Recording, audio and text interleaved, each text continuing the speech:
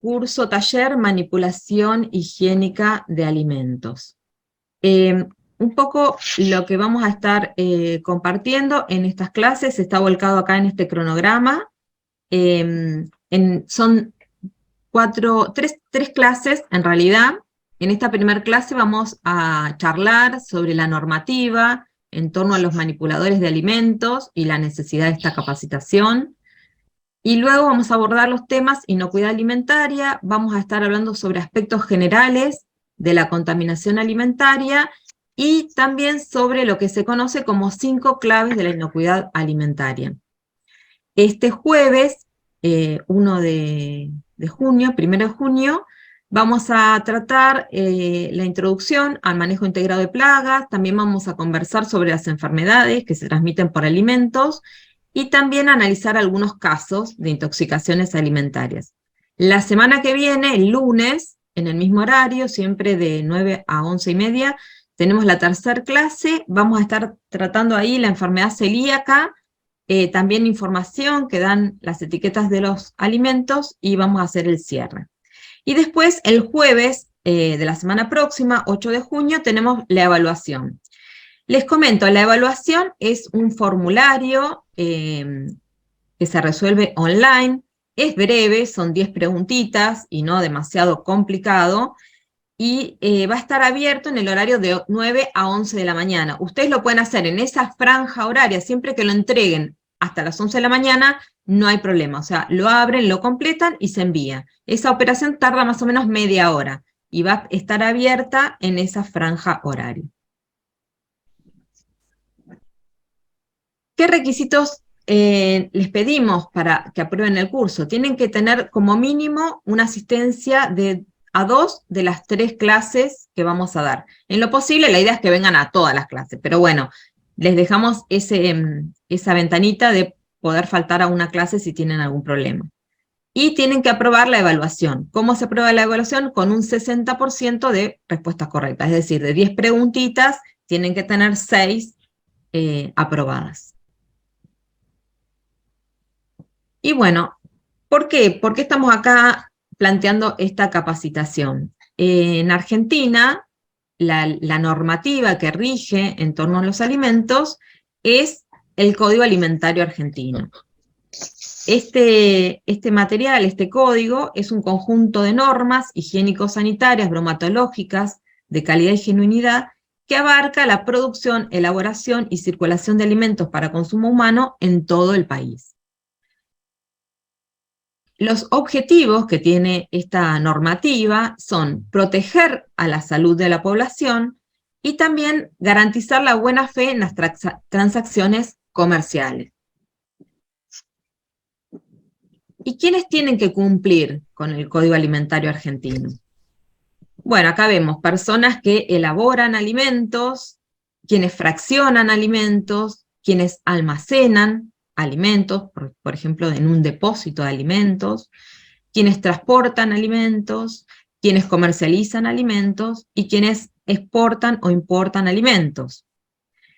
Ya sea una persona, una firma comercial o un establecimiento que esté involucrado en alguna de estas acciones, va a tener que cumplir con el Código Alimentario. ¿Y qué se considera un manipulador de alimentos? Bueno, justamente a todas las personas afectadas o que realizan las operaciones que hemos mencionado antes, ¿no? Las actividades que hemos mencionado. Y todas ellas, vamos a ver ahora, que tienen que tener aprobado este curso de manipulación de alimentos para tener su carnet correspondiente.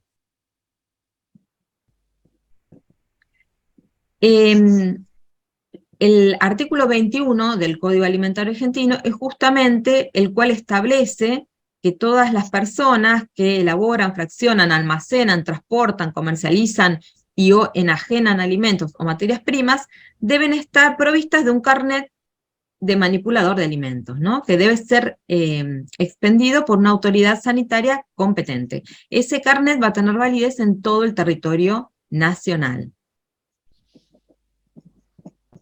¿Cuáles son los requisitos? Bueno, un poco se los comenté antes.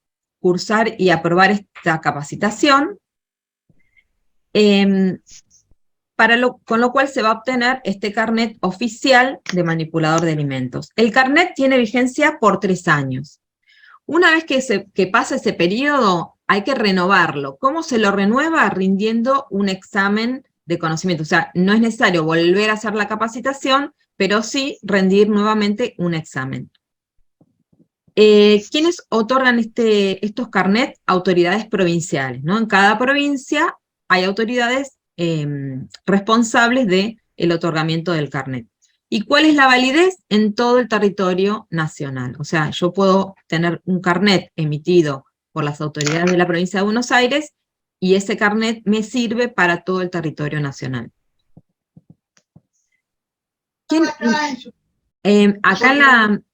otorga el carnet de manipulador de alimentos? Nosotros acá en la provincia de Buenos Aires tenemos el Ministerio de Desarrollo Agrario, que es quien lo va a emitir, y lo va a hacer a través de la DIPA, que es la Dirección de Industrias y Productos Alimenticios, mismo organismo que lleva adelante, el cual registra, digamos, a las pupas, quien habilita a las pupas. Bueno, ¿y quiénes podemos dar esta capacitación? No la puede dar cualquier persona, sino que tiene que ser alguien que esté reconocido por las autoridades sanitarias jurisdiccionales. En mi caso, estoy habilitada, o sea, se hace un trámite, se presenta documentación que avale que uno está capacitado para brindar el curso, y entonces se nos da un número de capacitador y podemos dar el curso y luego gestionar los carnets.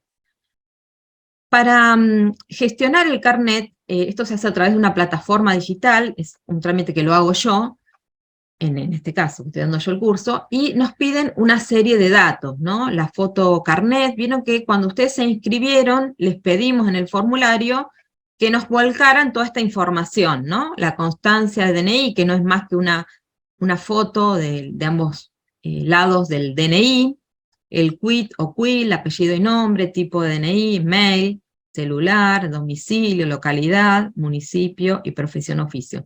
Por eso es importante que tengan en cuenta que lo que ustedes volcaron en el formulario de inscripción es la información que va a ir a ese carnet.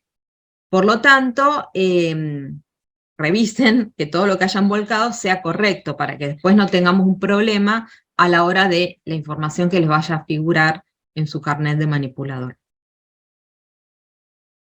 Bueno, y los manipuladores de alimentos tienen una responsabilidad, y por ello estos requisitos. Tienen la responsabilidad fundamental de prevenir enfermedades que pueden ocasionar los alimentos. Y es una responsabilidad muy importante y muy primordial para la salud de la población. Por eso tiene que controlar y evitar ciertas situaciones de riesgo que pueden causar lo que se denomina pérdida de inocuidad de los alimentos. ¿Qué es la inocuidad? Inocuidad es un sinónimo de seguridad. Y quiere decir que el alimento debe tener ausencia de todo tipo de peligro para la salud del consumidor.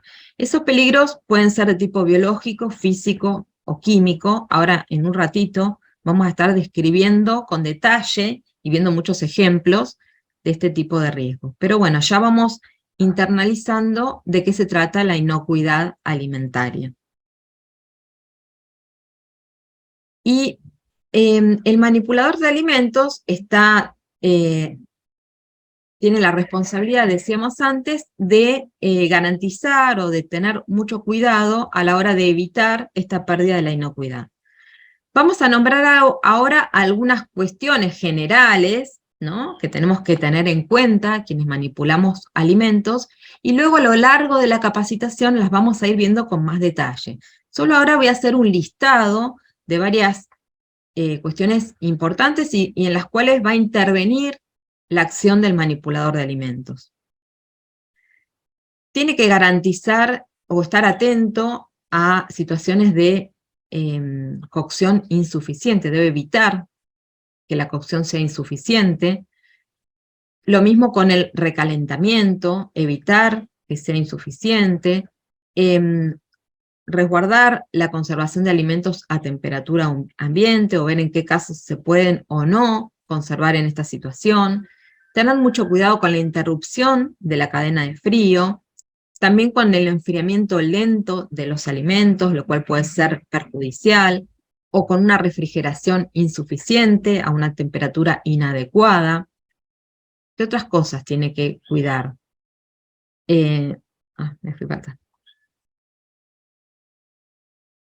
Es muy importante tener muchísimo cuidado cuando se preparan comidas en grandes cantidades, ya vamos a ver también por qué, o cuando se elaboran alimentos con demasiada antelación, pueden ser un factor de riesgo, cuando se utilizan inadecuadamente sobras, restos de producciones anteriores, en general, cuando la manipulación de alimentos es incorrecta o cuando se produce contaminación cruzada. O si se utilizan alimentos o materias primas contaminados. Todos puntos y situaciones que pueden generar un riesgo en términos de la inocuidad. Digamos que este sería un modelo buscado, ¿no? Y ahora vamos a ir viendo cómo podemos llegar a ese modelo. O sea, todo sumamente cuidado, la higiene, la conducta de los manipuladores, su cuidado personal, y vamos a estar recorriendo en la capacitación formas de alcanzar esa condición. Es importante considerar entonces lo que se denomina cadena alimentaria, ¿no? Y hay una forma de mencionarlo que es decir, de la granja a la mesa. Un poco esta situación, ¿no?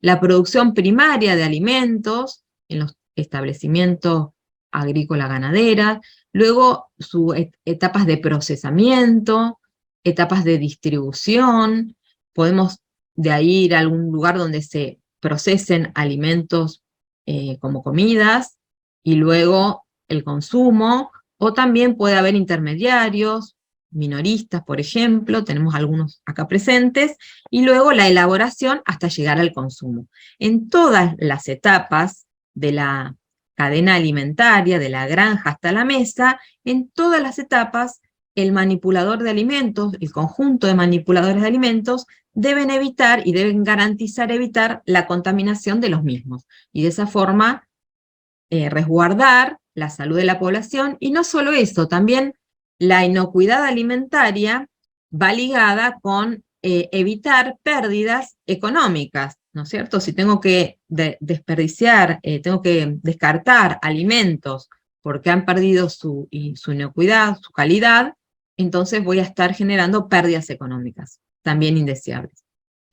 Bueno, y les anticipaba que la contaminación de los alimentos puede ser o está clasificada en 3 tipos principales: física, química y biológica. Y ahora vamos a estar desarrollando un poquito cada una de estas contaminaciones. Vamos a llamar contaminación física a la contaminación debida a la presencia de objetos extraños en el alimento, los cuales pueden producir un daño a quienes los consumen, como por ejemplo heridas, atragantamiento, etc. Veamos entonces algunos ejemplos de este tipo de contaminación. Presencia de huesos, de huesitos pequeños, ¿no? Que no podemos verlos y podemos ingerirlos. Espinas. ¿Qué otra cosa? Semillas o un pedacito de carozo, por ejemplo, una ensalada de fruta, algún pedacito de cáscara, una cáscara de huevo. Objetos de este tipo, partes pequeñas de envases, de envoltorios, que pueden terminar en el alimento y generar un daño a quien los consume, objetos personales, piercing, anillos, aritos, partes de cadenitas, cabello, qué feo, ¿no? Pelo en la sopa, nadie quiere. Restos de utensilios, esta es bastante frecuente, más frecuente de lo que uno pensaría. Algún pedacito de vidrio, alguna cosa que se nos haya roto en la cocina y termine en un alimento. Insectos también, un tipo de contaminación física, ¿no? Que aparte puede después devenir en alguna de las otras contaminaciones. Bueno, ¿y qué cuidados vamos a tener para evitar este tipo de contaminación? Están clasificados en varios en varios tipos. Por un lado, tenemos que tener cuidados personales, o sea, quienes manipulamos los alimentos, vamos a tener que tener ciertos cuidados personales. Por ejemplo, acá, creo que hay gente de panaderías, ¿no? El cabello corto, recogido y cubierto, ¿no? Entonces, con esto estaríamos evitando que pueda caer un pelo en una preparación. Las uñas son otro punto importante, tienen que estar cortas, y esto, chicas y chicos, los que gusten de usar las uñas así con esmaltes, y ahora que están esculpidas y no sé cuántas cosas más, son divinas, pero no para la cocina, ¿no? Porque inclusive hay unas uñas que se caen completas, lo cual es un riesgo. Así que cortas y sin esmaltes. ¿Qué otras cuestiones? Bueno, tenemos que evitar el uso de objetos que puedan terminar en el alimento. A veces ni siquiera es que es completo, pero una pequeña parte de alguno de estos accesorios personales puede caer en el alimento. Así que cuando cocinamos, o cuando elaboramos, o producimos alimentos, tenemos que evitar el uso de este tipo de accesorios. También tenemos que tener cuidado con los elementos que utilizamos en las cocinas o en las producciones en general, ¿no? Este tipo de materiales que están, ya sean para limpieza, utensilios, o cualquier material que utilicemos, cualquier instrumento, equipamiento que utilicemos para la preparación de alimentos, o si fraccionamos un alimento, o en cualquier lugar donde haya exposición del alimento, tenemos que evitar utilizar elementos que estén muy rotos o deteriorados, ¿no? Porque también podría generar, por ejemplo, acá un trapo puede soltar alguna parte, o la esponja, ¿no? Se va desgranando y que algún pedacito termine en el alimento. Esta tabla, por ejemplo, así, bueno, vamos a ver en un rato que no es recomendada en general, pero piensen que además puede perderse un pedacito, con lo cual generarse una contaminación de tipo física. Bueno, también evitar estas cosas, ¿no? Si usamos materiales que sean de vidrio, bueno, tener mucho cuidado con descartar cuidadosamente cualquier parte en caso de que exista una rotura de los mismos. También dijimos los envases y envoltorios, ¿no? Podían ser un tema complicado. ¿Qué es lo que tenemos que hacer en este caso? Bueno, disponerlos adecuadamente, tener presente que este tipo de objetos pequeños, fíjense acá la tapita cuando abrimos el aceite, o cuando abrimos estas cajitas que nos queda esa partecita de la caja. Bueno, todo este tipo de objetos, tener presente que pueden generar contaminación y disponerlos adecuadamente, ¿no? Que no queden en el lugar donde estamos procesando los alimentos. También acá hay una situación, muchas veces cuando congelamos alimentos, el envase se adhiere momentáneamente a ese alimento, inclusive a veces se forman como grietas, se mete como adentro del alimento, entonces hay que tener mucho cuidado cuando descongelamos bandejas, por ejemplo, o bolsitas que tengan alimentos, de que ninguna parte del envase nos quede contaminando a ese producto. También hay que tener cuidados respecto a la contaminación física que se relacionan con el espacio de trabajo, ¿no? Combatir plagas, mantener a los alimentos protegidos de insectos o de plagas en recipientes herméticos, bolsas, etc. Esto va a ser una permanente, o sea, esto de mantener a los alimentos siempre protegidos. Nosotros vamos a estar en la clase que viene viendo un aspecto que es el manejo integrado de plagas. Es algo muy importante para todos los tipos de contaminación. También mantener el orden y la higiene de los espacios, ¿no? Para evitar también suciedad, que también sería un tipo de contaminación que nos puede generar contaminación física.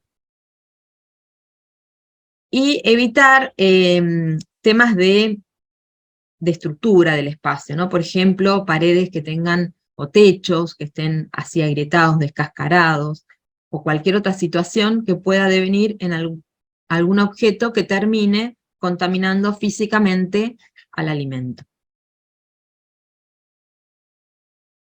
El otro tipo de contaminación es la contaminación química.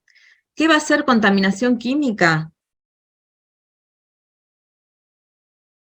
Es cuando tenemos presencia de algún producto químico en el alimento, lo cual desde ya puede ser nocivo, tóxico, algunos a corto plazo, en una intoxicación aguda, o a largo plazo, una intoxicación más de tipo crónica.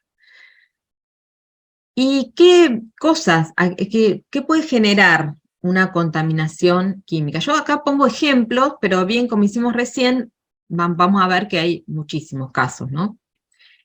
Uno típico son los productos de limpieza.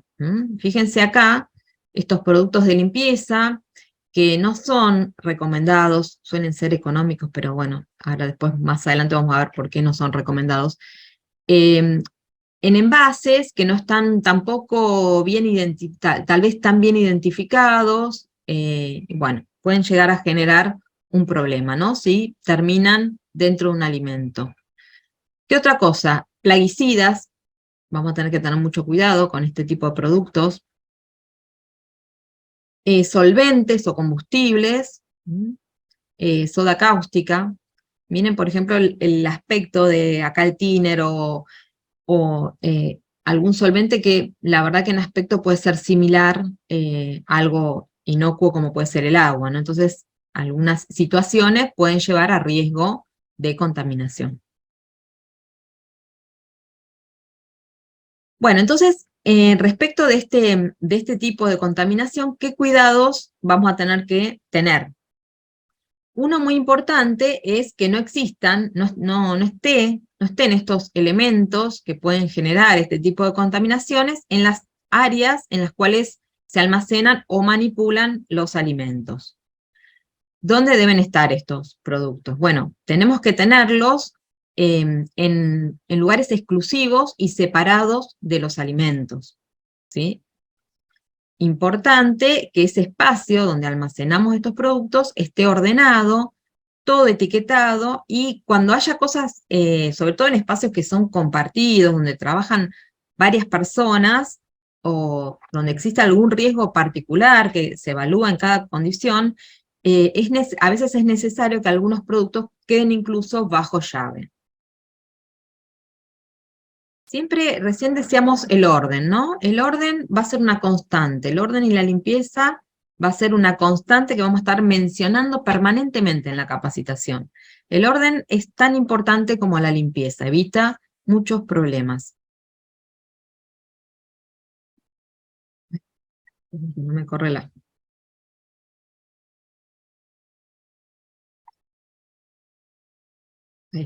Bueno, esto es importante también, evitar usar envases vacíos de alimentos como, por ejemplo, la típica, ¿no? Recién veíamos ahí algunas imágenes, botellas de gaseosas para almacenar productos químicos. Es obvio, ¿no? ¿Por qué? Porque esto puede generar una confusión y terminar en una intoxicación muy grave. En caso de que se haga, porque bueno, sabemos que se hace esto, lo que hay que hacer es poner carteles bien claros. Pero la verdad, la recomendación es evitarlo por todos los medios. Y esta otra situación, o sea, la inversa, almacenar alimentos en envases vacíos de productos químicos, esta nunca, o sea, esta no hay chance. No, esto no corresponde, nunca debemos hacerlo. Y pasamos al tercer tipo de contaminación. Los contaminantes anteriores, en general, no son los que causan mayor cantidad de problemas, pero sí pueden causar problemas muy graves, ¿no? Una contaminación química, una contaminación física puede ser menos frecuente, pero ocasionar problemas muy graves. Y la contaminación biológica, que es la presencia de agentes biológicos como hongos, bacterias, parásitos, virus, ¿no? Que pueden causar enfermedades, es sí la que se da con mayor frecuencia y la que tiene efectos que pueden ser desde leves hasta muy graves. Entonces vamos a trabajar mucho con este tipo de contaminaciones. El manipulador en todas las tres contaminaciones tiene un rol fundamental, pero particularmente en esta, que es la que se da más frecuentemente, vamos a estar haciendo mucho hincapié. Bueno, la contaminación biológica consiste en la presencia entonces de agentes biológicos, como decíamos, virus, parásitos, bacterias, hongos en el alimento, los cuales pueden causar enfermedad. Y hay una particularidad, ¿no es cierto?, con los microorganismos, y es que yo puedo ver un plato muy tentador, que huela bien, que tenga buen sabor, pero que al microscopio esté contaminado, ¿no?, y que termine generando un problema. ¿Y dónde están los microorganismos? ¿Cómo pueden llegar esos microorganismos hasta el alimento? ¿Cuál es la fuente de los microorganismos? Y bueno, están básicamente por todas partes. Pueden estar en el agua, si no es suficientemente cuidada, en objetos de uso frecuente que tocamos permanentemente, picaporte, fíjense, utensilios, los animales, como decíamos anteriormente, en nuestras manos, en el intestino, tanto de personas como de animales, en las fauces, en la boca, en la nariz, personas y animales, en el smog, en el ambiente, en el aire, en las partículas de tierra. Entonces, como ven, las bacterias y los microorganismos se encuentran por todas partes, ¿no? Están muy ampliamente distribuidos en torno a nosotros y a los alimentos. No todas las bacterias son malas, ¿no? Las hay buenas y las hay malas. Esto vamos a hacer una breve mención. ¿Cuáles serían microorganismos buenos? Bueno, aquellos que sirven para procesos fermentativos. Tenemos los quesos, por ejemplo. La leche tiene algunas bacterias que son positivas. Nos sirven también para procesos como la formación de la producción de embutidos, ¿no? Hay ciertas bacterias que modifican y que dan un sabor agradable y que incluso evitan la contaminación de bacterias patógenas, ¿no? Cuando algo está colonizado con bacterias benéficas, por ejemplo, nuestro intestino, eso nos ayuda también a no enfermarnos. Esas bacterias llegan a nosotros a través del proceso de amamantamiento, de la leche materna, por eso es tan importante el amamantamiento. Existen bacterias entonces que son positivas. Y también están estas otras, las que contaminan los alimentos, muchas de las cuales se encuentran en nuestras manos y las cuales nos pueden generar enfermedad. Vamos a estar hablando en términos de inocuidad alimentaria de este tipo de microorganismos, que vamos a llamar microorganismos patógenos, ¿no?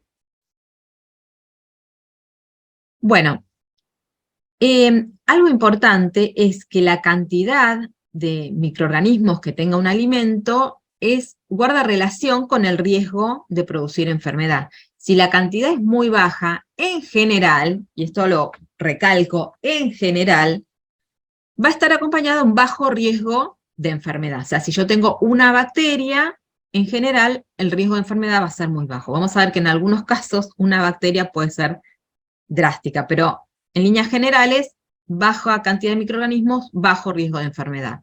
En cambio, si esa bacteria se multiplica y alcanza altos niveles de concentración, el riesgo de enfermedad va a ser mucho mayor, ¿no es cierto? Por lo cual tenemos que evitar que esto suceda, ¿no?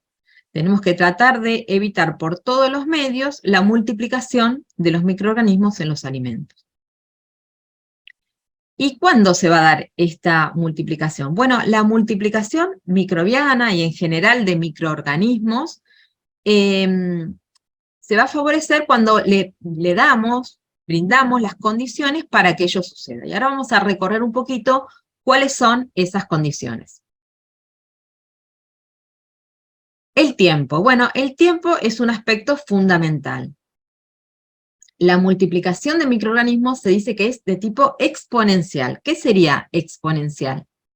A medida que pasa el tiempo, esos microorganismos, ahora lo vamos a ver en la diapositiva siguiente, se multiplican de una forma que es cada vez más importante. Ahora lo vemos más claro. Pero por lo cual hace que tengamos que reducir al mínimo el tiempo que un alimento pase en condiciones propicias para este desarrollo microbiano. Y ahora vemos esto que les decía exponencial. Fíjense, sería algo así, ¿no? Yo tengo, acá es un caso, un ejemplo, ¿no? Esto no es que es algo ilustrativo, digamos, didáctico. Si yo tengo acá 3 bacterias y el tiempo de duplicación es de media hora, a la media hora, en lugar de 3, voy a tener 6. Pero estas 6, en otra media hora, cada una de ellas se va a duplicar. Entonces, en media hora, en lugar de 6, media hora más, voy a tener 12. Y así se van a ir duplicando cada media hora. Entonces, en un corto periodo de tiempo, en condiciones que no sean las propicias, puedo pasar de una cantidad pequeña, muy baja, de microorganismos que tal vez no generan enfermedad, a tener una cantidad capaz de causar un problema. Entonces tenemos que tener en cuenta el tiempo que un alimento pase en condiciones que favorezcan la multiplicación de alimentos, de microorganismos. Un factor fundamental es la temperatura. Cuando la temperatura es intermedia, y ahora vamos a ver a qué llamamos intermedia, se va a favorecer el desarrollo microbiano. Tienen acá un termómetro en el cual están marcadas algunas temperaturas. Tenemos temperaturas muy bajas, por debajo de los menos 18 grados, una temperatura de freezer, digamos, ¿no? A esa temperatura, los microorganismos decimos que van a estar como dormidos. El frío, importante, no mata a los microorganismos, pero sí los lleva a un estado que se dice de latencia, quedan como dormidos, ¿no? Cuando las temperaturas están frías, pero no tan frías, puede haber algún grado de multiplicación, pero va a ser muy bajito, ¿no? Están como adormiladas las bacterias y los microorganismos.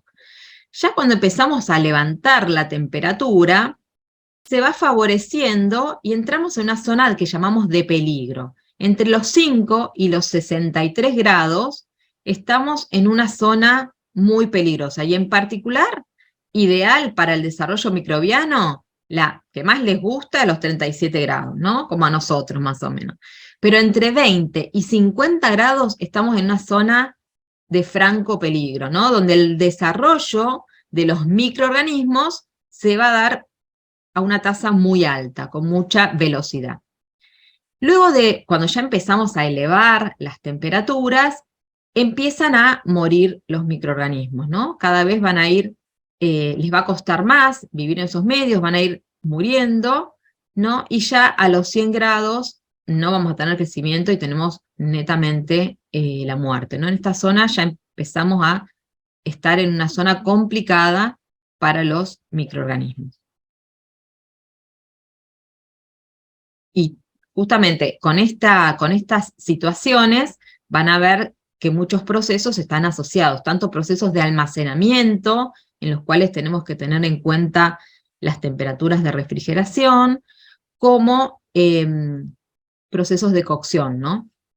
Pero bueno, todo esto lo vamos a ir viendo en detalle a lo largo del curso. Pero por ahora, guarden esto, ¿no? Que tenemos que reducir al mínimo el tiempo en que un alimento esté entre los 5 y los 60 grados.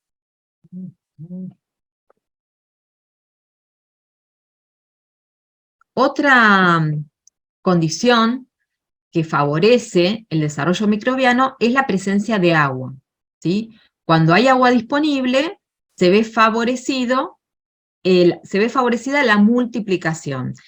En general, esa agua disponible se la conoce como, se la define como actividad acuosa, ¿no? No es simplemente la humedad, sino el agua que realmente los microorganismos tienen a disposición para sus procesos de multiplicación. Fíjense acá estos dos productos, una papa frita que tiene bajo grado de humedad, va a tener menor riesgo de multiplicación microbiana. En cambio, un producto así como una comida, en este caso un pastel de papa, o cualquier otra que tiene muchos nutrientes y además mucha suficiente humedad, bueno, se va a ver favorecida la contaminación.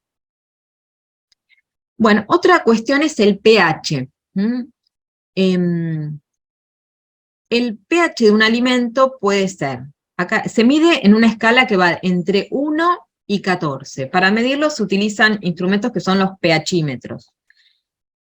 Y el pH es bajo cuando está por debajo de 7, digamos que entre 1 y 6 vamos a decir que estamos en un pH bajo, con distintos grados, ¿no? Obviamente 1 o 2 es muy bajo y 6 ya no sería tan bajo.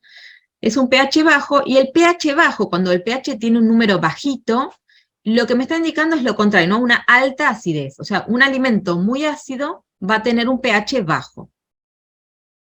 Acá tenemos el punto medio, el pH neutro, y por encima de 7 vamos a tener alimentos o productos con pH alto, que a su vez tienen baja acidez. Vamos a ver ahora algunos ejemplos. ¿Qué cosas tenemos? A pH muy bajos, por ejemplo, puedo tener acá el limón, el tomate, fíjense, pH 4, las bebidas gaseosas, vieron que cuando estamos con acidez nos dicen no tomes café, no, salsas no, evitar las gaseosas, bueno, porque son alimentos que tienen pHs bajos. La leche tiene un pH alrededor de 6. Cuanto más nos acercamos, digamos, a la neutralidad, los microorganismos mejor, En esta zona se van a multiplicar muy bien. Acá tenemos la sangre, fíjense, pH 8, el huevo, en el huevo el pH va variando, cuando está fresco está más cerca de 8 y después va aumentando. Fíjense acá, pastillas estomacales, ¿vieron? Los antiácidos tienen un pH alrededor de 10, porque justamente lo que hacen es neutralizar la acidez estomacal, ¿no? Y ya para acá, bueno, algunos productos, como por ejemplo la soda cáustica, la amoníaca, son productos que tienen pHs muy altos, son muy, se dice, alcalinos, ¿no? Cuando el pH es muy ácido, o bastante ácido, pHs bastante bajos, se va a inhibir el desarrollo microbiano. Eso es una forma de resguardar también el deterioro microbiano o la multiplicación microbiana, ¿no? Es una de las barreras que podemos poner para que se inhiba el desarrollo microbiano, ¿no? Vieron que hay algunas formas de conservación que se utilizan grandes cantidades de limón, por ejemplo. Eso colabora con inhibir el desarrollo microbiano. Bueno, otro factor que necesitan, otra cosa que necesitan los microorganismos para multiplicarse es tener nutrientes, igual que nosotros. Y hay algunos alimentos que particularmente tienen una alta disponibilidad de nutrientes. Si yo pico carne picada, ¿no? Eso, la carne en general tiene vitaminas, tiene nutrientes que los microorganismos necesitan, pero algunos procesamientos, como inclusive acá mostramos hacer un picado de la carne, hace que todavía estén más expuestos esos nutrientes. Productos como la leche y el huevo, todos son altamente nutritivos para los microorganismos, así que altamente riesgosos. Otra cosa importante es la presencia o ausencia de oxígeno. Hay una clasificación de microorganismos que es aquellos que pueden desarrollarse sin oxígeno y aquellos que pueden desarrollarse con oxígeno. A los que pueden vivir sin oxígeno se los llama anaerobios, y a los que necesitan del oxígeno para vivir se los llama aerobios. La multiplicación de microorganismos aerobios se va a dar justamente cuando el alimento está expuesto al oxígeno del aire. Y los anaerobios, algunos son estrictos, quiere decir que son microorganismos que solo viven si no hay oxígeno, solo se multiplican cuando no hay oxígeno, y otros que son facultativos, que a veces que pueden vivir en presencia de oxígeno y también hacerlo sin oxígeno.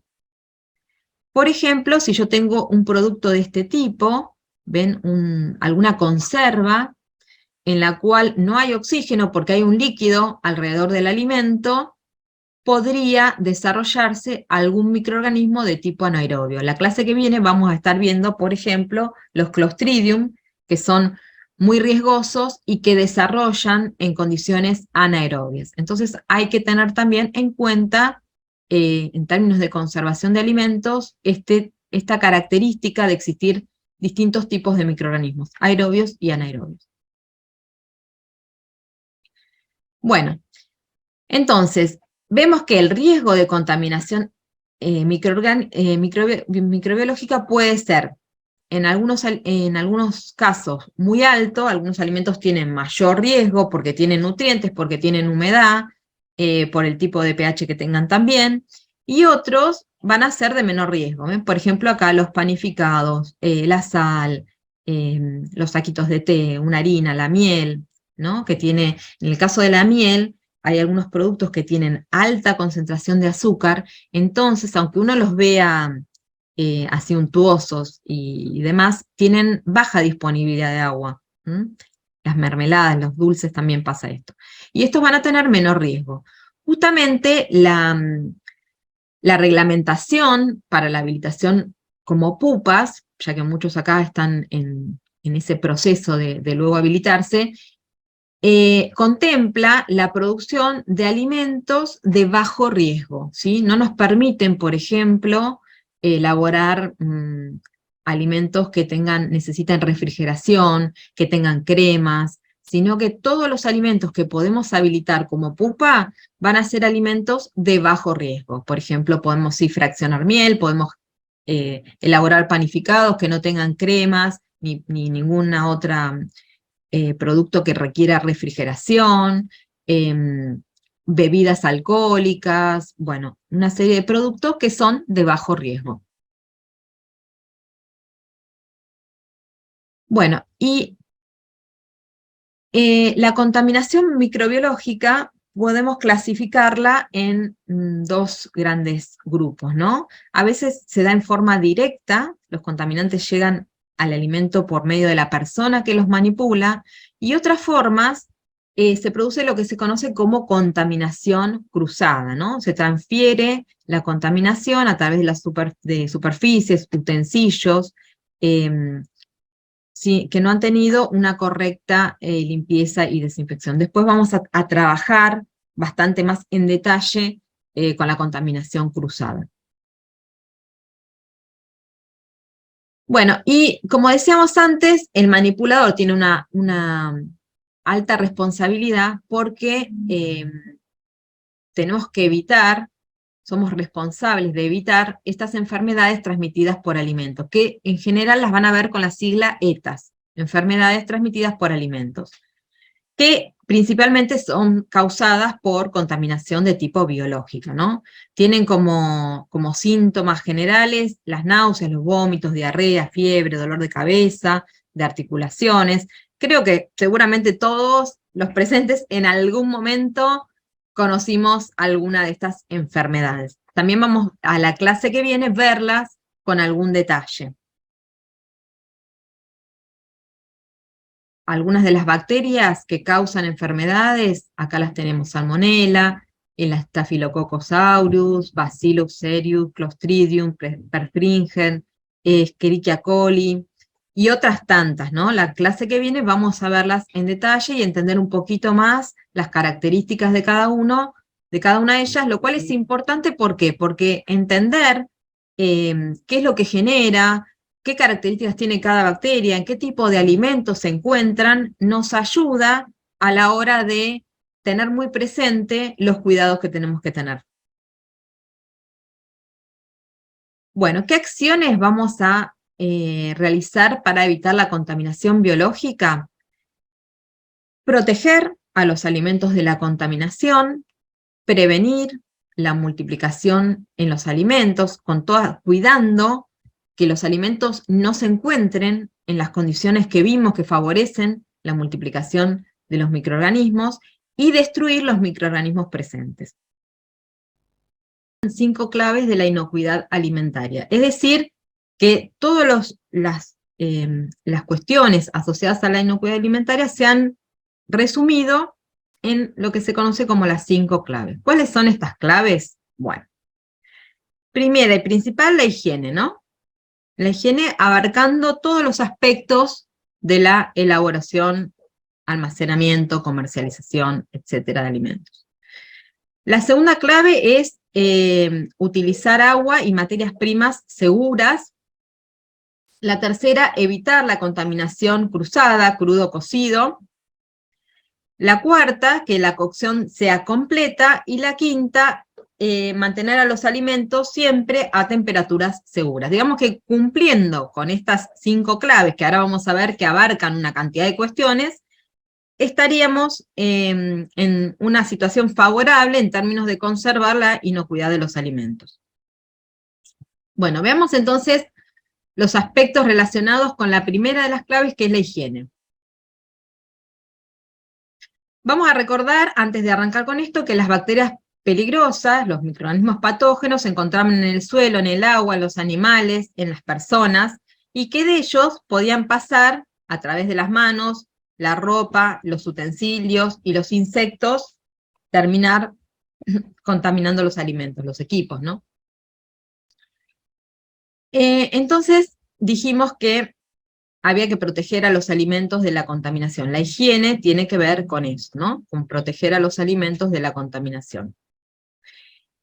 Siempre es importante lavar y sanitizar, y desinfectar, es decir, sanitizar superficies, utensilios, equipos. Y acá vamos a ahondar un poquito en qué es esto de higienizar o sanitizar, porque es algo más que limpiar o desinfectar. Es la sumatoria de ambas operaciones, limpieza y desinfección. ¿Y por qué son distintas? A ver, veamos qué es la limpieza.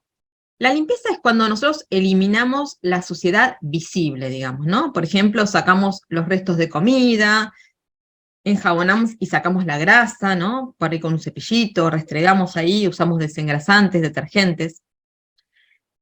En cambio, la desinfección es la reducción de la suciedad invisible, es decir, la reducción de la cantidad de microorganismos. Ya vimos que el número de microorganismos es algo importante en términos de que un alimento pueda causar enfermedad. Entonces, todo lo que va a estar en contacto con ese alimento, el ambiente inclusive, tiene que tener un número reducido de microorganismos. Por eso es importante la etapa, no solo de limpieza, sino también de desinfección. La desinfección se va a realizar mediante agentes como pueden ser la lavandina o el alcohol 70, agentes desinfectantes. Y la sumatoria de las dos es lo que va a dar la condición de una superficie que está higienizada o sanitizada. El orden debe ser así como está escrito. Primero tengo que limpiar y luego tengo que desinfectar. ¿Por qué? Porque la limpieza es un factor fundamental para que el desinfectante alcance a toda la superficie y realmente elimine la cantidad de microorganismos. Además debo reducir, o sea, la operación de limpieza ya reduce cantidad de microorganismos. Luego la desinfección la reduce aún más. Nosotros damos otro curso que es sobre procedimientos de higiene, donde ahondamos bastante más en todas estas cuestiones. Después ya los vamos a invitar, creo que este año lo damos como por octubre. Bueno, esto ya lo dijimos.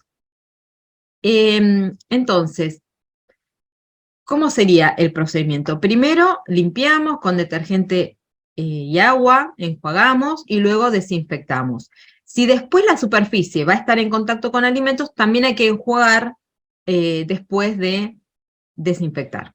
Lo que decíamos antes, ¿no? El caso de la lavandina para no terminar contaminando a un alimento.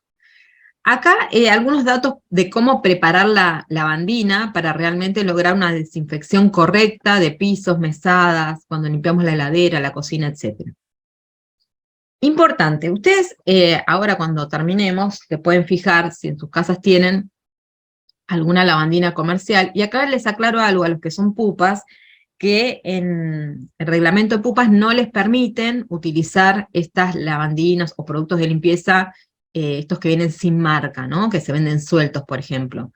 Es un requisito utilizar productos que tengan sus etiquetas, que tengan las aprobaciones correspondientes.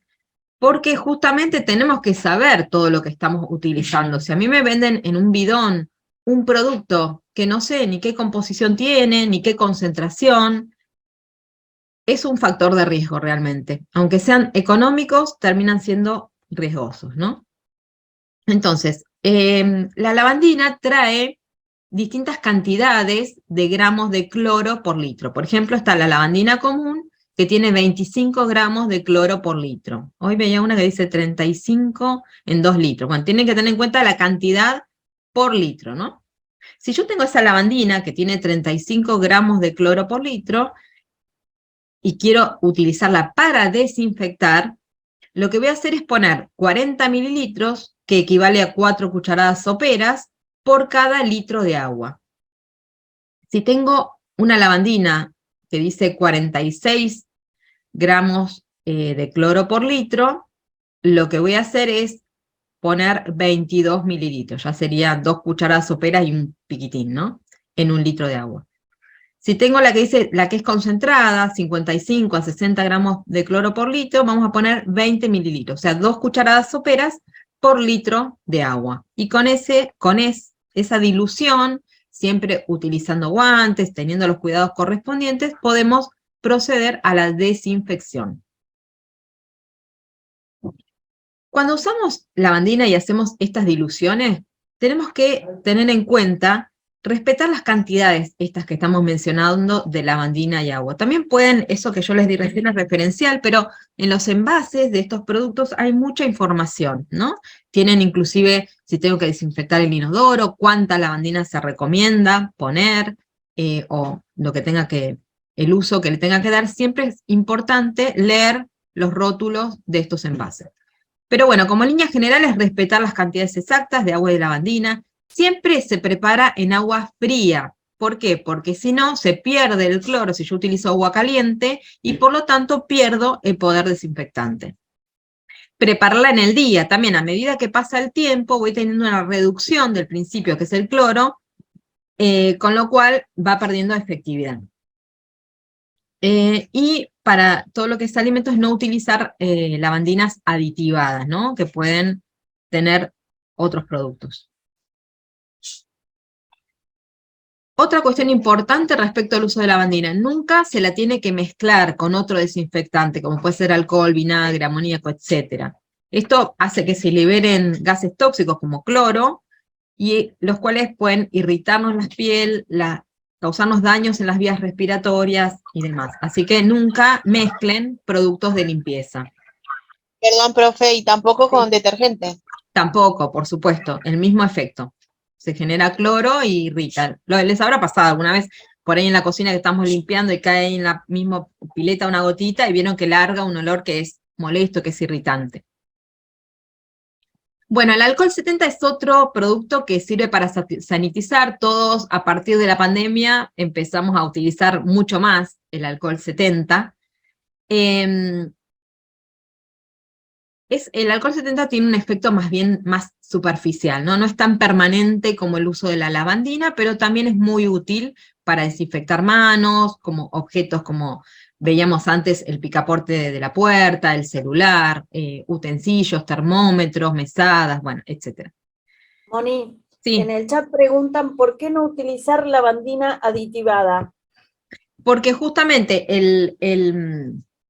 los aditivos que puede tener la lavandina pueden, por ejemplo, transmitir un olor a un alimento que quede, o sea, que no se remueva tan fácilmente, o tener algún aditivo que pueda llegar a tener una toxicidad si queda en el alimento, que no sea por ahí tan fácilmente removible. Entonces, se recomienda para lo que son alimentos, lo que nos interesa es la acción del cloro, y no que tenga presencia de alguna otra cosa que pueda generar algún daño. Bueno, también... El envase de lavandina indica además si es apto o no para alimentos. Sí, Tiene un icono con dibujitos. Exactamente, por eso es muy importante esto de leer los envases, cosa que en general no se hace, pero es muy importante mirar. Empiecen hoy de tarea, se llevan mirar envases de lavandina, y van a ver toda la información que hay en un envase de lavandina para su uso correcto, ¿no? Inclusive a veces para no derrochar producto. Bueno, siempre cuando vamos a desinfectar, recuerden que previamente tiene que estar limpia la superficie, ¿no? Bueno, ¿y cómo podemos preparar alcohol 70? Es muy sencillo y por ahí más económico que a veces comprarlo diluido. En general ustedes van a ver que el alcohol comercial es de 96 grados. También existe alcohol que es para uso alimenticio y otro que no. Es recomendable siempre para estas operaciones usar ese alcohol, ¿no? El que es de grado alimentario. Y vamos a poner, para preparar 1 litro de alcohol 70, tengo que poner 700 mililitros de alcohol y 300 mililitros de agua. Si quiero preparar medio litro, bueno, la mitad, ¿no? 350 de alcohol y 150 de agua, y así lo que ustedes quieran preparar. Sí, Carlos pone en el chat que para los cerveceros es de todos los días y procesos el uso de alcohol 70%. Claro, totalmente. Y la verdad que debería hacerlo para todos, ¿no? Porque, por ejemplo, lo bueno del alcohol es que se evapora, se seca y no necesita un enjuague posterior. Entonces, por ejemplo, para una vez que tengo limpios los platos y demás, hacer la sanitización es bastante útil y práctico el alcohol, ¿no? Para esas cosas. Sí. Además pregunta si el alcohol grado alimentario es el de cereal. Sí, sí, y dice en los envases, dice alcohol de cereal y dice uso alimentario generalmente dice. Después les busco bien algún rótulo de esos. Aníbal pregunta, ¿un balde común cuánto líquido puede contener? Depende, ¿no? También del tamaño del balde, pero generalmente son de 10 litros, ¿no? Los baldes. Sí, hay de 5, hay de 10, sí. Eso en todo caso, fíjate, medilo, fíjate si dice, algunos dicen abajo de cuántos litros son. Pero en general sí, son de 10 litros la mayoría, los más comunes. Bueno. Con respecto al alcohol, disculpen, dice sí. Alcohol de origen agrícola también. Claro, sí, está bien, es ese, el de grado alimenticio. Alcohol de cereal. Bueno, seguimos entonces con esta clave que es la higiene, ¿no? Frises, heladeras, tengan en cuenta que hay que descongelarlos, la recomendación es 1 vez al mes, y ahí también limpiamos y luego desinfectamos con lavandina. También fíjense, en los envases de lavandina suele venir esta función.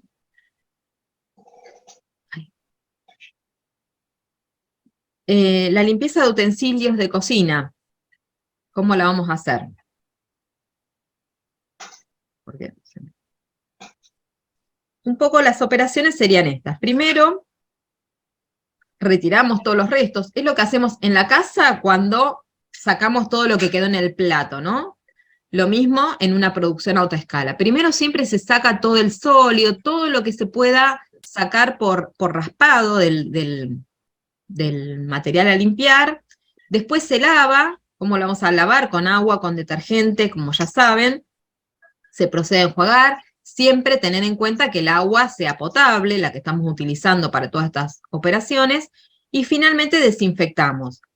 Las formas más sencillas de desinfectar, como les decía recién, utilizando alcohol 70, la verdad que es bastante práctico, o si no también ciertas cosas como que tengan mayor riesgo, como por ejemplo una tabla donde picamos y demás, o estuvo en contacto con productos de alto riesgo, con huevo, con carne, podemos también utilizar agua caliente. Y acá hay una referencia, 80 grados por 1 minuto. También agua podría ser que esté hirviendo en algunos casos. Y después secar al aire. No es muy recomendable el tema de secar con repasador y demás. ¿Por qué? Porque algunas veces ese mismo repasador termina generándonos una contaminación. Tiene que estar impecable, ¿no? A veces los repasadores andan por todos lados, así que lo recomendable es secar al aire, dejar que se escurra solo, ¿no? No quiere decir que no se pueda usar un repasador, tiene que estar en perfectas condiciones para pasarlo por un lugar donde después voy a elaborar un alimento. Bueno, otro aspecto importante en términos de la higiene es la conducta de los manipuladores, ¿no? La conducta y la higiene de los manipuladores. Fundamental los hábitos higiénicos, como por ejemplo cuidar el aseo personal en general. Ya hablamos de las uñas, las manos limpias, las uñas cortas, sin esmalte, pelo recogido o con cofia. La ropa de trabajo debe ser de colores claros, limpia, y tiene que usarse exclusivamente en el lugar de trabajo, porque también puede ser un vehículo de contaminantes. Este sería un poco un modelo correcto, digamos, de quien procesa alimentos, ¿no? Utilización de gorra o cofia, tener barbijo, delantal, podría ser en este caso plástico, un guardapolvo, pantalón o chaqueta que usemos exclusivamente en las zonas donde elaboramos alimentos. Lo mismo el calzado. Ustedes imagínense que el calzado es un vehículo en la superficie de un montón de microorganismos que traemos. Entonces, lo ideal es que en donde elaboramos alimentos, sobre todo cuando procesamos ya en cantidades que no son las domésticas, ¿no? Uno en la casa tiene una serie de cuestiones bajo control. Producimos pequeñitas cantidades de alimentos, entonces los cuidados es más fácil de tenerlos. Pero cuando ya producimos en mayores cantidades, en lugares donde se manipulan, almacenan, mayores cantidades de alimentos, hay que empezar a ser cada vez más rigurosos con los cuidados, ¿no? Porque es más fácil perder el control. Bueno, algo fundamental es el lavado de manos, ¿no? Y vamos a darle bastante tiempo al lavado de manos porque las manos son un vehículo de microorganismos que generan muchos problemas. Ya, por suerte, también la pandemia nos ha dejado algunas cosas positivas y creo que todo el mundo aprendió bastante sobre el lavado de manos, pero aprendimos sobre muchas cosas. Ahora el tema es, ¿llevamos adelante todos estos aprendizajes? O sea, ¿los sostenemos en el tiempo? Porque esa es una cuestión crítica en torno a la manipulación de alimentos. Seguramente muchas de las cosas que venimos hablando, como hoy comentaban, las conocen por ahí con otros términos, pero el tema importante es sostener en el tiempo. Por eso estas capacitaciones, para refrescar conceptos y sostenerlos, tenerlos en cuenta permanentemente. Bueno, lavado de manos. ¿Cuándo nos tenemos que lavar las manos? Esto en general, ¿no? En general, cada vez que usamos transportes públicos, que es un lugar donde hay mucha circulación de personas y también de microorganismos, antes y después de ir al baño. Recuerden que las personas tenemos, se nos alojan en el intestino microorganismos, entonces en los baños abundan antes y después de comer y de cocinar. Fíjense, antes y después de cocinar. Después de sonarse, toser o estornudar, ¿no? En la nariz también, todas las fauces, la boca, la nariz, los oídos, son lugares donde tenemos bacterias. Antes y después de curar una herida, también en las heridas desarrollan microorganismos. Los basureros, los tachos de basura son lugares llenos de microorganismos, siempre después de tocar basura. Si tocamos dinero, que también tiene mucha circulación, mucha carga microbiana.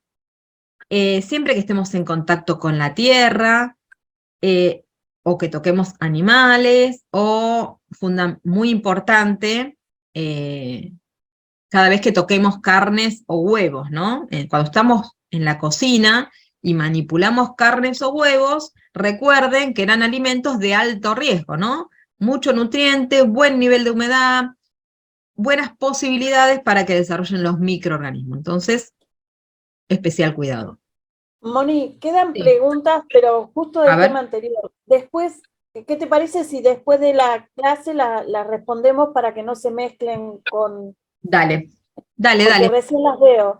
Después Y hacemos... Agustín pregunta sobre los guantes descartables. Supongo que después de lavado de manos vas a hablar, ¿no? No sé si me quedó algún apartado. Miren, la verdad es que los guantes no son tan recomendables como Claro. se cree. ¿Por qué? Porque si nosotros utilizamos las manos, digamos, como que nos damos cuenta cuando tocamos algo, cuando están tan sucias, y las lavamos permanentemente, tenemos a veces mejores garantías que si estamos usando un guante que nos da una falsa sensación de seguridad en cuanto a higiene, y que a veces en realidad terminan siendo portadores de microorganismos, ¿sí? Entonces, Es verdad. Por eso a mí me parece mejor la mano. Claro, sí, no está Más con la recomendable. gomita. Ahora, ojo, cuando vamos a hacer una operación de limpieza, sí guantes, ahí sí, porque cuando yo voy a limpiar, lo que quiero evitar es que el producto químico me afecte mi salud, entonces tengo que mantenerme a resguardo. Pero en lo que es manipulación de alimentos, la verdad es que en algunos casos puede ser necesario, pero el guante es eso, es un guante descartable, que tiene que estar limpio, o sea, por ahí lo pueden estar para una operación puntual y después se descarta. Con lo cual, yo no lo recomiendo tanto. La verdad que se puede, todas las cosas son analizables, hay que analizarla en el contexto, ver la situación, tal vez en algún caso sí sea necesario, pero el guante tiene que tener el mismo cuidado que la mano, tiene que estar limpio, bien sanitizado, y descartarse en el momento que hay que descartarlo. ¿Mm?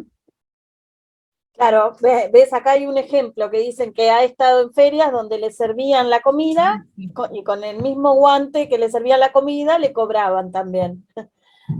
¿Qué sentido tiene ese guante? Más que contaminar el alimento, ¿no? Otra cosa no está haciendo. Por Claro, eso. y acá sí, Griselda pregunta si el guante es de nitrilo o látex cuando hay un corte en la mano.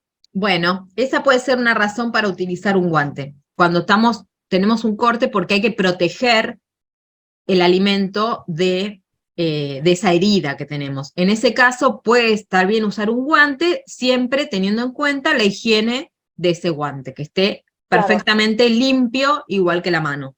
y lo mismo si tenemos un apósito o algo puesto, el guante encima, porque Claro, evita dos tipos de contaminación, la exactamente. física y la biológica.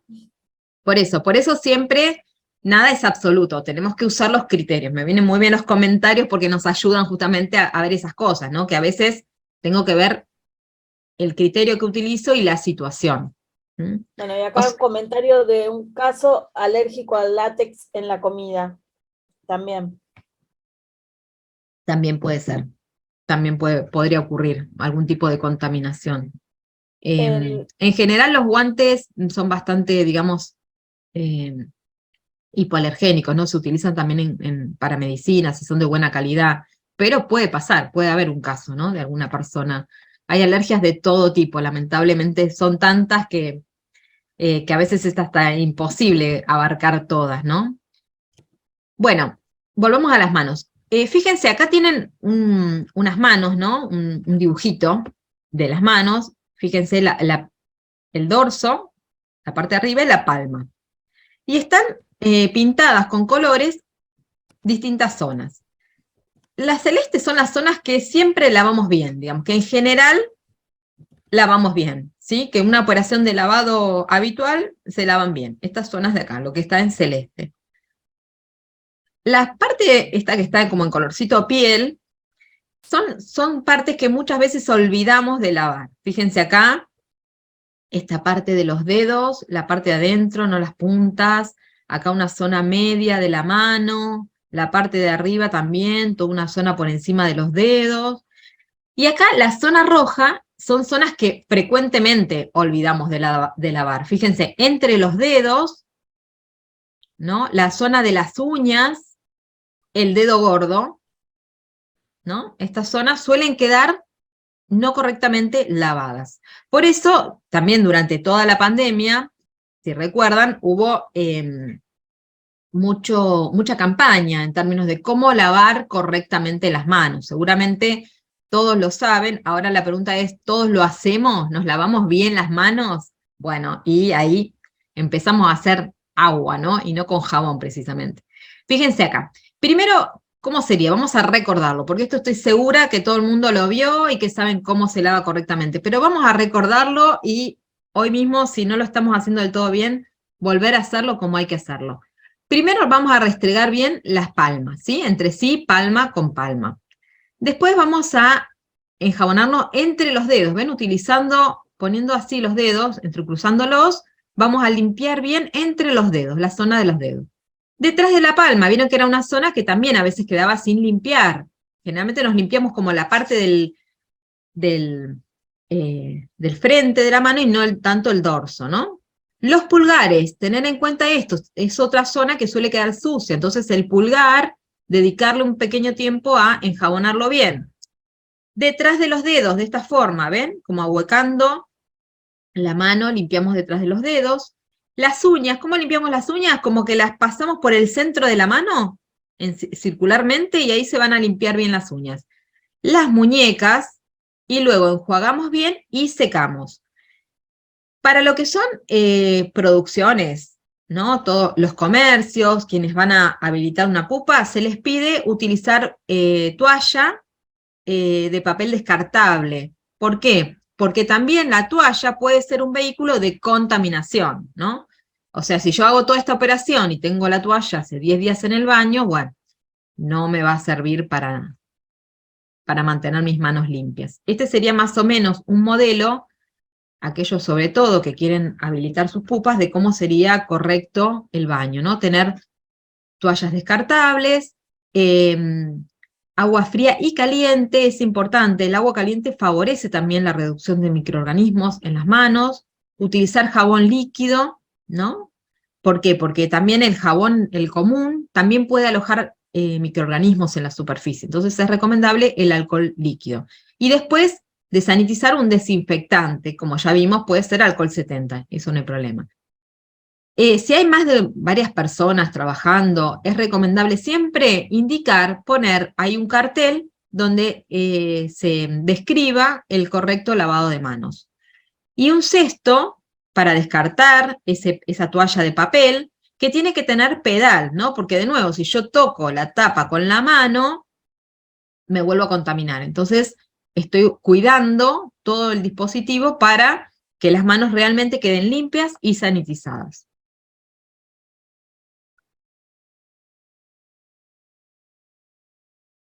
Bueno, también hay algunos hábitos que están prohibidos totalmente para los manipuladores, ¿no? Este es uno. Claramente, no hablar, toser o estornudar sobre los alimentos. Parece un poco exagerado el dibujo, ¿no? Porque nadie creo que va a toser de esa forma arriba de un alimento, pero hablar es algo más frecuente, ¿no? Como que a veces estamos ahí arriba de la comida, y eso es inconveniente. Tampoco comer o tomar mate cuando estamos cocinando. Estamos hablando sobre todo de producciones que ya son a una escala donde requerimos muchos más cuidados, ¿no? No es lo mismo, la verdad no es lo mismo. Si yo cocino en casa para mi familia y el alimento se come inmediatamente, que cuando estamos haciendo una producción a otra escala, ¿no? Donde el alimento ya tiene otros tiempos de permanencia, donde tengo todos los riesgos exacerbados por la cantidad que estoy produciendo. Ya esto lo vimos, no usar aros, pulseras, relojes, etc. Y prohibido también fumar, ¿no? Por lo mismo, porque ahí la saliva está pasando de mi boca a mi mano, de mi mano al alimento, y así. También es importante, recién mencionaban algunas cuestiones, el estado de salud del manipulador, ¿no? Y acá vamos a ver algunas cuestiones. Si tenemos heridas, granos, etcétera, los cuales vamos a ver la clase que viene, que alojan ciertas bacterias que son patógenas, lo que tenemos que hacer es colocar un apósito coloreado e impermeable. ¿Por qué coloreado? Para evitar, ¿no es cierto? Si se ve o algo, si me sale, que lo pueda detectar fácilmente, e impermeable, o como decíamos recién, utilizar un guante arriba, alguna cosa como para que evitar tanto el contacto de la herida o esa pústula, lo que sea, con el alimento, como para evitar una contaminación física por un desprendimiento de ese apósito. Si una persona está enferma, en caso trabajamos con varias personas, siempre hay que comunicar al responsable y en lo posible no manipular alimentos, ¿no? Sabemos que algunas veces, bueno, por ahí tenemos algo menor y demás, y puede ser que terminemos manipulando igual con todos los resguardos correspondientes, pero lo ideal es no manipular alimentos. Bueno, también tenemos que, como ya vimos también, proteger a los alimentos y a las áreas de la cocina en general de mascotas, insectos y animales como roedores, pájaros, etc. ¿Por qué? Porque todos ellos son lo que se conoce como vectores. ¿Qué es un vector? Es un agente que puede portar microorganismos, parásitos, en las patas, en la piel, en la pluma, en la boca, etc., y luego transferirlo alguna superficie que estando o directamente al alimento o alguna superficie que en contacto con alimento se termine contaminando, ¿no? Así que tenemos que tener un control de las plagas, estar atentos a cualquier plaga en las áreas productivas o de almacenamiento, de transporte de alimentos. Los cestos siempre tienen que estar tapados y apartados del lugar donde se guardan o manipulan alimentos. En realidad, este que está acá podría ser para un exterior, pero siempre que estén en la cocina, que estén, bueno, en una zona cercana a la cocina y demás, lo importante es que tengan pedal. Siempre se pide, creo que a las pupas también se los exigen, que tengan pedal, porque si no lo tenemos que estar tocando y es un riesgo de contaminación. Y las mascotas que son divinas y las queremos un montón, pero tenemos que evitar también que estén en zonas productivas o de almacenamiento de alimentos. Muy bien, pasamos entonces a la segunda clave. Esperemos terminar con todas, si no vamos a seguir la clase que viene.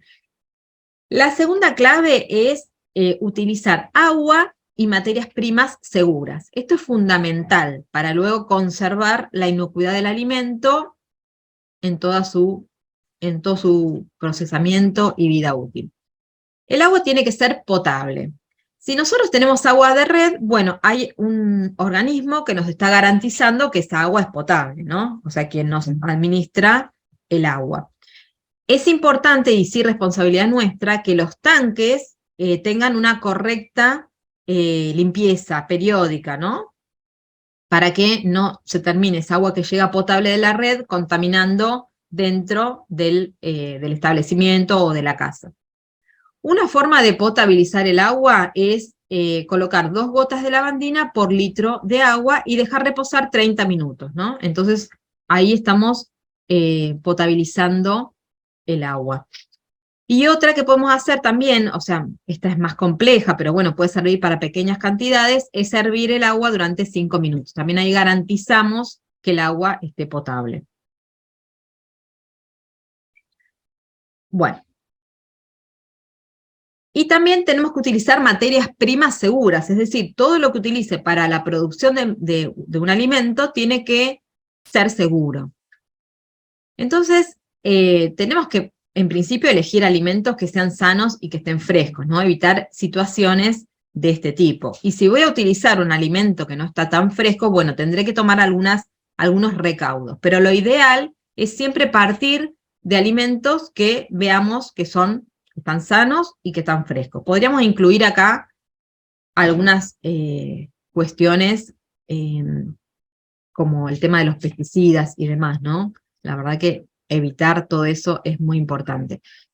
Tengan en cuenta que algunas operaciones que son sencillas, como pueden ser lavar o pelar una fruta, una verdura, también disminuyen disminuyen el riesgo de sustancias tóxicas. Por ejemplo, las micotoxinas, que son toxinas que generan los hongos y que retirando correctamente podemos evitar este riesgo. Por ejemplo, si yo veo abolladuras o alguna zona que tenga algún tipo de contaminación, bueno, retirar convenientemente todo ese pedazo, pelar bien. Fíjense acá, primero tengo que lavar la papa y luego pelarla, ¿no? Porque si yo la pelo estando sucia, estoy haciendo que se contacte con la parte que luego vamos a comer una gran cantidad de microorganismos, que después es más difícil de sacar. Entonces siempre, primero limpiamos y después pelamos. Bueno, las frutas, las hortalizas y las verduras tenemos que limpiarlas muy bien. Y desinfectarlas, ¿no? Sobre todo cuando las vamos a consumir crudas. ¿Cómo vamos a hacer la desinfección? Primero sacamos bien toda la suciedad, ¿no? Con agua, no es necesario tampoco hacer una cosa demasiado exagerada, ¿no? Hoy nos comentaban ahí que había algún riesgo de contaminación porque habían usado una esponjita que por ahí tenía detergente. Bueno, esas cosas las tenemos que evitar. Con enjuagar bien y cuidadosamente con agua va a ser suficiente en general. Después sumergimos durante 15 minutos en agua más 3 gotas de lavandina por litro. Y después enjuagamos con agua que sea potable, ¿no? Y ya podemos consumirlas. tengan en cuenta, yo sé que ahora hay como todo una tendencia en contra de los alimentos ultraprocesados, con la cual comparto, digo, siempre es bueno procesar nosotros mismos los alimentos, es saludable y demás, pero bueno, también cuando producimos a grandes escalas, obviamente estamos procesando alimentos, porque también el procesamiento de alimentos constituye una ventaja para la sociedad, que por ahí no tienen todas las personas el tiempo como para poder elaborar en sus casas todos los días los alimentos, entonces hay alimentos procesados que constituyen una ventaja, ¿no? Y en ese sentido es muchas veces más seguro utilizarlos que utilizar alimentos no procesados. Y ahora les muestro cuál es el caso importante, ¿no? El caso típico, la leche, ¿no? Parece la verdad que antes daba este ejemplo y dice, bueno, lo doy como un ejemplo así, pero bueno, muchas veces he visto que pasa esto, ¿no? El tema de utilizar leches no pasteurizadas, ¿no? Por ahí vamos al campo o en algunos lugares, se toma como que es muy sano una leche que no está procesada, y sin embargo puede ser un vehículo de microorganismos, ¿no? Bastante poco controlado. Entonces, en algunos casos conviene utilizar alimentos que estén procesados y que nos brindan una garantía en términos de la inocuidad.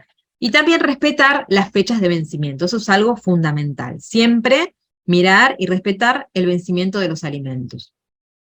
Bueno, la etapa de compra de productos, de materias primas, de alimentos en general, es un paso que es fundamental también para la inocuidad alimentaria, porque justamente lo que queremos es tener materias primas de buena calidad que van a poder sostenerse de esa forma durante el almacenamiento y la elaboración. Así que vamos a ver algunas cuestiones referentes a la compra, recepción o almacenamiento de alimentos y materias primas. Los lugares de expendio, o sea, cuando voy a comprar un alimento, ¿qué tengo que fijarme? El estado de higiene general de ese espacio, ¿no? Tenemos que controlar el orden y la limpieza del local, que predominen los colores claros que nos permiten realmente determinar si ese lugar está limpio o no, que no haya animales en el establecimiento. Hace poco, no mucho, yo compraba en una panadería que me encantaba, pero un día miro y veo un gato ahí en la cocina, en la zona de elaboración, obviamente no compré más. Tiene que haber buena iluminación, luz blanca. Los artefactos de la luz hay que fijarse que estén protegidos contra roturas. ¿Cuál es el estado de las estanterías? Obviamente mirar, ¿no? Que no haya telarañas, que haya una limpieza y orden general también del local. También es importante en los lugares de expendio la conducta e higiene de los manipuladores de alimentos, ¿no? Vemos moscas ahí, vemos que tiene las manos limpias, cómo está elaborando esos alimentos, porque obviamente el manipulador, como vimos, es justamente un vehículo de contaminación al alimento. Así que no lo duden, o sea, miren estas cosas y no duden en no comprar cuando ven algo que no es correcto, porque realmente nos evitamos un problema, ¿no? Esto sería una forma más correcta, una persona que la vemos bien, con cuidado personal, fíjense, no está en contacto directo con el alimento. Esto es importante, ven, utilizar alguna pinza, algún utensilio que nos permita una buena sanitización y higiene. Bueno, cuando compramos frutas, hortalizas y verduras, ahí es importante que sean de temporada. Cuando en épocas calurosas no comprar demasiadas cantidades para evitar el deterioro y el desperdicio en tal caso, tener que tirarlas. Y acá lo importante, siempre hay que almacenar por separado las que tienen tierra, por ejemplo las papas, de las que no tienen. Y acá tenemos un problema también con los vendedores, no sé si les pasa, pero muchas veces cuando vamos a hacer estas compras, mezclan todo, nos mezclan la papa con la manzana, con la zanahoria. Bueno, hay que pedir a veces que no hagan eso, ¿no? Que nos mantengan separadas las hortalizas, sobre todo, y verduras que tengan tierra, de las que no tienen. Bueno, cuando compramos productos frescos, También tenemos que controlar, por supuesto, el estado de higiene, ¿no? Ven acá los huevos, la cáscara, ahora el huevo le vamos a dar bastante también detalle, que no haya moscas. Otra cosa que les iba a comentar antes, por ejemplo, en las panaderías, creo que hay algunos acá que tienen panaderías, el tema de las abejas, es una plaga bastante frecuente. Bueno, las carnes rojas, es importante que no tengan olor desagradable, que no las veamos agombadas, ¿no? Que no tengan zonas verdes u oscuras, eso nos da un indicio de una mala calidad. En los productos envasados siempre, ya dijimos, controlar las fechas de vencimiento. Y además de eso, tanto cuando las compramos, cuando la vamos a utilizar, porque tengan en cuenta que a veces compramos un producto, pero lo almacenamos, nos quedó ahí, y a la hora de utilizarlo ya está vencido, entonces ahí hay que tener cuidado, y también antes de consumirlos. Y acá hay una cuestión, tienen que tener en cuenta, cuando van a comprar algún producto, cuál es la vida útil total que tiene el producto. No es lo mismo una leche fresca, que va a tener 5 días, 3, 5 días, que una leche larga vida que tiene que tener 6 meses. Entonces, si yo compro una leche larga vida y vence dentro de 15 días, bueno, ya perdió mucho tiempo de su vida útil, y por ahí la compro pensando que me dura 6 meses, y en realidad ya perdió, en el lugar de expendio, buena parte de su vida útil. Entonces, por eso es muy importante mirar siempre y tener en cuenta la vida útil de los productos. Otra cuestión con los productos que compramos ya envasados es el estado y las condiciones del envase. Tienen que estar limpios, íntegros, ¿no? No estar abollados, no estar rotos, rajados. Y estas cosas pasan, ¿ven? Por ejemplo, comprar un producto que está así, o que se ha derramado acá, una leche. Bueno, siempre tener en cuenta eso. Las latas, que no estén golpeadas, hinchadas u oxidadas, ¿no? Todo eso es un indicio de una pérdida de la calidad.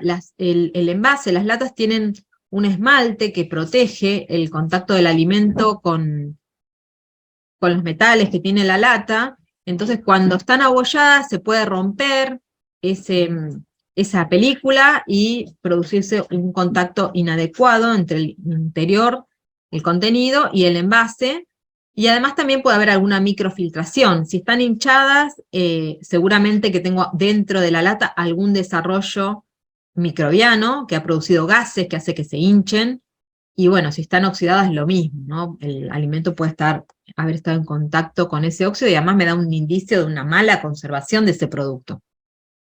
Bueno, los huevos. Les dije que íbamos a dedicarnos un poco, ¿no?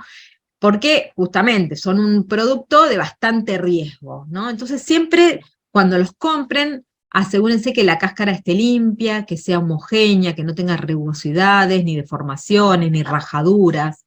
Eso es un indicio de calidad, ¿no? Tenemos que evitar cuestiones de este tipo. También tener en cuenta que ¿cómo los tenemos que guardar? Hay que guardarlos en la heladera sin lavado previo. ¿Por qué? Porque el huevo tiene una película que evita que ingrese la contaminación externa hacia el interior, ¿no? Una protección natural que evita la contaminación interna del huevo. Cuando los lavamos, le estamos retirando esa película. Por eso hay que conservarlos en la heladera sin lavarlos previamente. Siempre evitar la contaminación cruzada con la cáscara sucia. Entonces, ¿qué es lo que vamos a hacer? Los vamos a lavar justo antes de utilizarlos. O sea, intentar que vengan de buena calidad, o sea, que no vengan sucios. Los vamos a guardar en la heladera, y antes de lavarlos, antes de usarlos, vamos a lavarlos. No vamos a guardarlos cerca de algún producto que tenga olor fuerte, porque también se transfieren olores.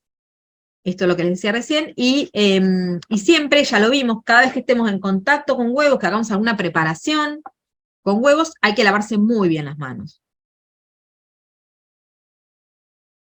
Acá algunos tips, bueno, un poco lo que les decía recién, ¿no? Pero es puesto de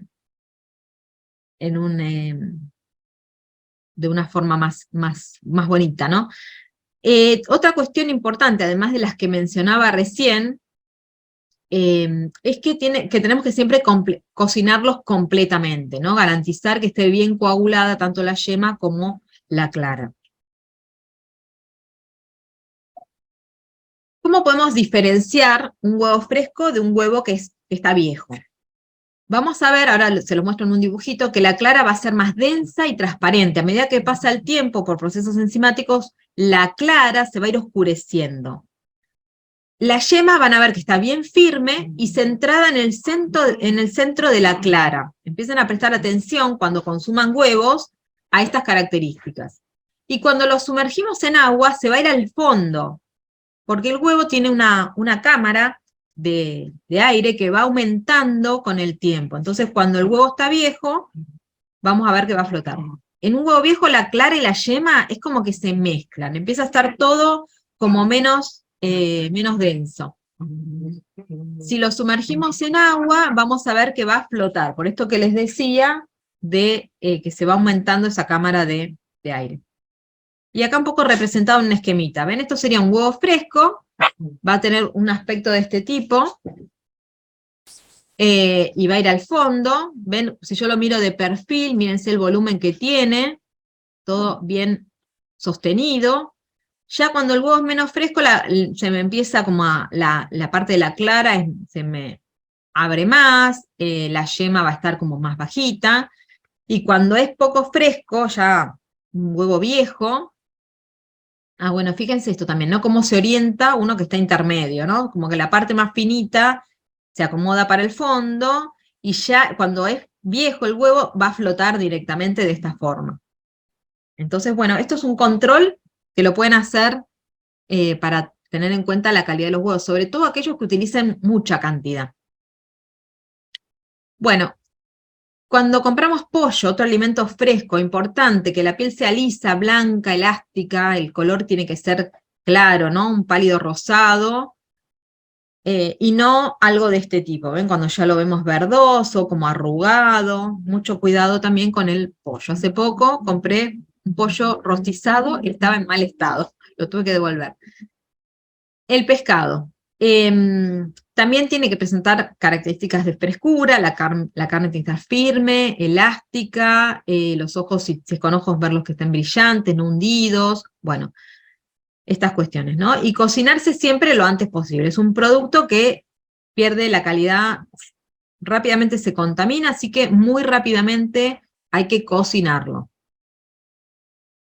Bueno, y respecto al almacenamiento, vamos a distinguir tres tipos de almacenamiento, ¿no? A temperatura ambiente, en estantes, alacenas, etcétera, en refrigeración o congelado en freezer. Y en cada una de ellas tenemos que tener ciertos cuidados, ¿no? Cuando nosotros tenemos productos en alacenas, estanterías, como pueden ser los comercios, que tenemos algunas personas que tienen comercio, tengan en cuenta siempre, bueno, y en general, ¿no? Digo, en los comercios porque es donde tienen mayor cantidad de estanterías y a veces se dificulta un poco el tema de los espacios. Las chicas por ahí de los comedores también suelen tener este tipo de problemas. Lo ideal es que las estanterías estén en un lugar seco, que esté bien ventilado y iluminado, que los estantes sean de fácil limpieza y desinfección, nunca sobre el piso, nunca alimentos sobre el piso. Esta condición es inaceptable. Aquellos que tienen pupas lo mismo, nunca alimentos sobre el piso.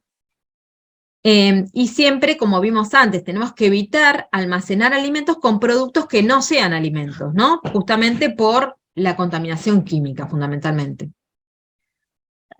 Así que esto sería un poco lo que tendríamos que hacer. Tener estanterías o tarimas, se recomienda 20 centímetros del piso y también de la pared, porque eso permite la circulación del aire. También si tenemos muchos, como ocurre en los depósitos, también pueden circular las personas, y también se evita el tema de la humedad. Y en cantidad suficiente, no abarrotar estanterías de cosas, ¿no? Siempre todo ordenado, y lo ideal es que tengamos suficientes estantes para la cantidad de cosas que tenemos que almacenar. Y los materiales lavables, ¿no? Y periódicamente, agrego acá, hacer la limpieza correspondiente. Bueno, almacenamiento tenemos refrigerado en heladera, a temperatura que tiene que ser menor a 5 grados, y acá vimos que los microorganismos se multiplican, ojo con esto, en la heladera hay una multiplicación, por eso si yo preparo una comida no la mantengo eternamente en la heladera, ¿no? Lo que pasa es que la multiplicación es mucho más lenta, entonces eso me permite estirar la vida útil de un producto o alimento, o comida preparada, ¿no? Y congelado en freezer ya estamos hablando de temperaturas por debajo de los 12 grados, y en este caso los microorganismos también vamos a ver que se pueden multiplicar, pero muy lentamente. Decimos que están como aletargados o dormidos, más lentamente aún que en la heladera. ¿Qué cuidados tenemos que tener? Sobre todo cuando se hacen preparaciones. A veces tenemos preparaciones que son intermedias, ¿no? Por ahí, no sé, si uno tiene un restaurante, capaz que prepara un relleno en cantidad, y esto lo voy a guardar en la heladera. Siempre, en estos casos, rotular o etiquetar todos los alimentos. ¿Qué le vamos a poner? Nombre del alimento, la cantidad de porciones, la fecha de envasado, si está crudo, precocido o cocido. Esto es fundamental siempre que en un lugar, sobre todo, trabajan varias personas, porque yo por ahí en mi casa preparo algo, y si estoy yo sola, yo sé lo que preparé, cuándo lo preparé y demás, pero cuando somos varios, compartiendo un espacio, cuando las preparaciones son en cantidades más grandes, es fundamental tener todo rotulado, incluso también en lo doméstico, digo, ¿no? Pero el riesgo es mucho más grande cuando trabajamos a otras escalas. Así que siempre todo lo que está en una heladera tiene que estar correctamente rotulado. Es un paso que si nosotros lo hacemos habitual, lo incorporamos a nuestro quehacer diario, no nos lleva mucho tiempo y nos evita muchos problemas.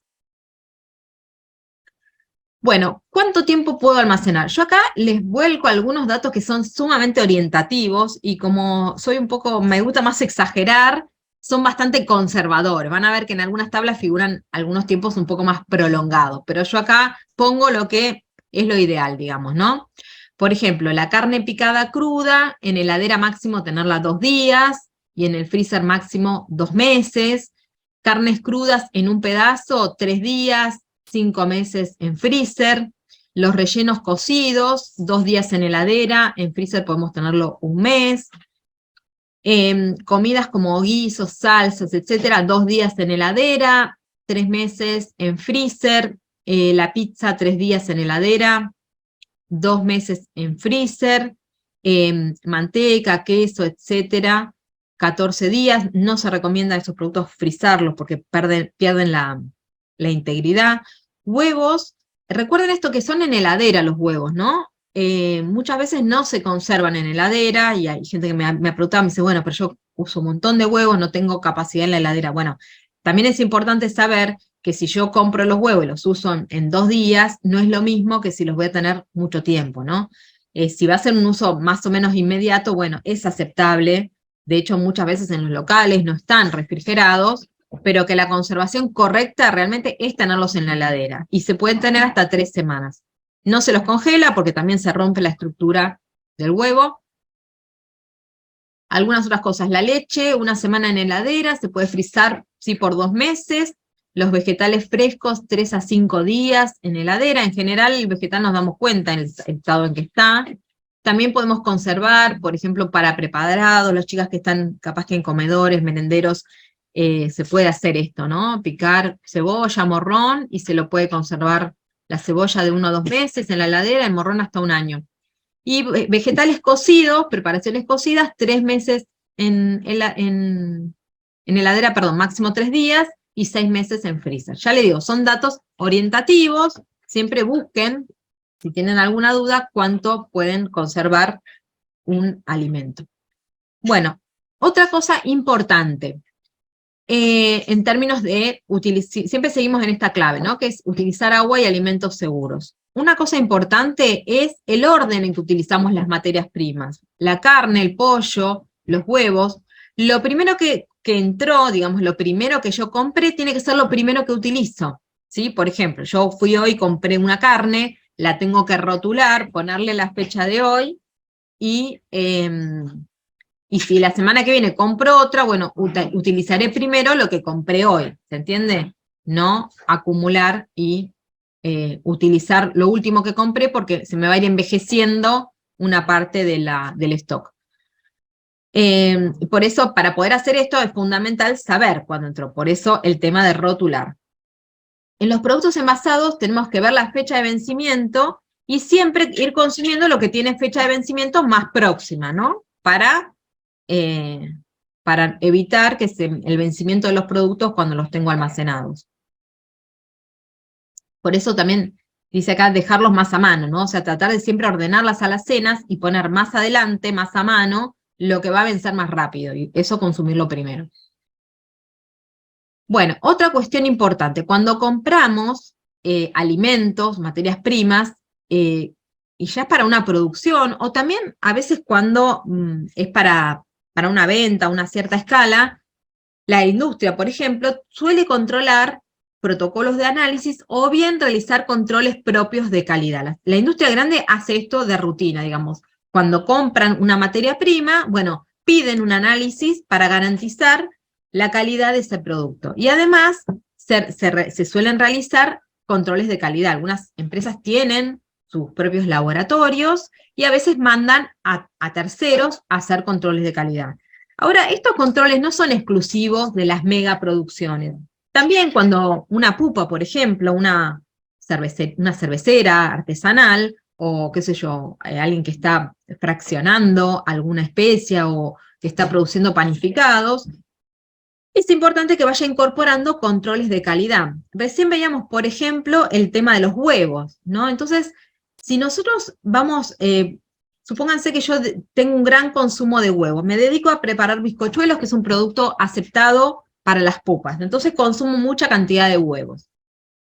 Puedo, en la medida que los compro, empezar a hacer algún control. Por ejemplo, no tiene que ser algo súper complejo que necesite un laboratorio, sino que a veces pueden ser inspecciones visuales, controles de peso, como veíamos recién, ver si esta prueba sencilla de ver si el huevo se sostiene, si se hunde cuando lo pongo en agua, si flota.